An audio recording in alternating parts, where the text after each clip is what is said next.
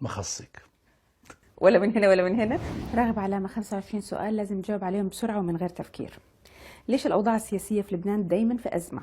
لأنه بلد الطوائف وليس بلد الوطن. سر نجاح زواجك؟ الإرادة. أغنية تعتبرها سبب شهرتك عربيا؟ قلبي عشقها. فنان تحرص على متابعة أعماله؟ كتار. يعني في أحد إنه دايما تحرص؟ كتار. طيب ما تبى تسمي. كيف تصف علاقتك اليوم بالفنانة أحلام؟ انتهت مع عرب أيدل. هل صحيح إنه والدك كان يتمنى إنك تكون قاضي؟ صح. كيف تصف مسيرتك الفنية؟ أنا أكثر من راضي. إلى ماذا يحتاج لبنان؟ إلى العدل. مين تعتبره مكتشفك الفعلي وصاحب الفضل عليك في اكتشافك؟ رضا الله والوالدين. بعض الفنانين يرفضوا الغناء بلهجات غير لهجتهم الأصلية. الله يشفيهم. كثير ناس يطلع نجمهم وبعدين يرجع يطفي، إيش سر الاستمرارية؟ الله يقويهم. لا، إيش سر الاستمرارية؟ إيه مثلا استمراريتك؟ ما إيش بقول لك سرها؟ الله يقويهم، لأنه الاستمرارية هي شغل. شغل، شغف، حب، وإيمان بالعمل.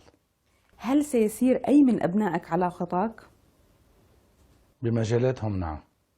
هاجمك نائب لبناني ردا على أغنيتك طار البلد وقال لازم يطير راسه وإنت رديت، هل انتصرت أنت في المعركة؟ انتصر الشعب اللبناني.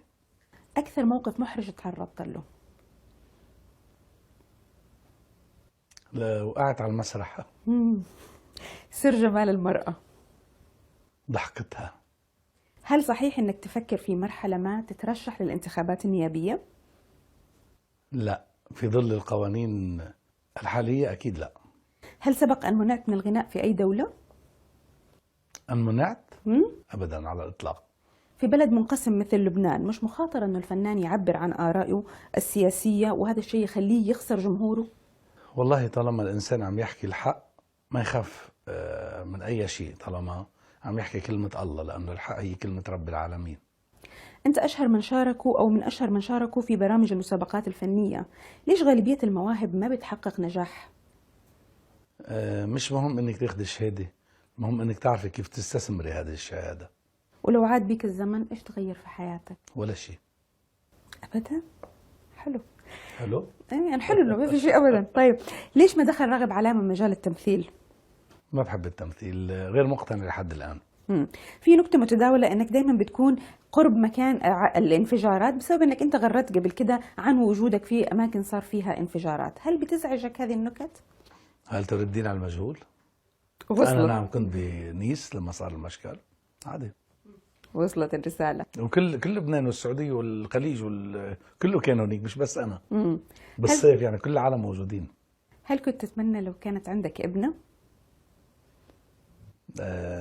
أنا راضي باسم ربي علي، أعطاني ولدين ولا أعترض على الموضوع أبدا.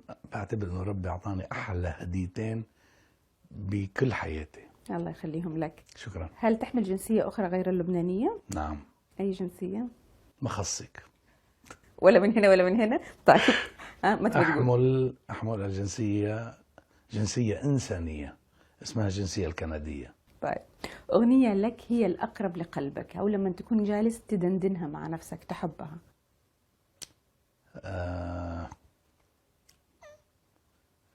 اشتقت لك أنا. شكرا لك.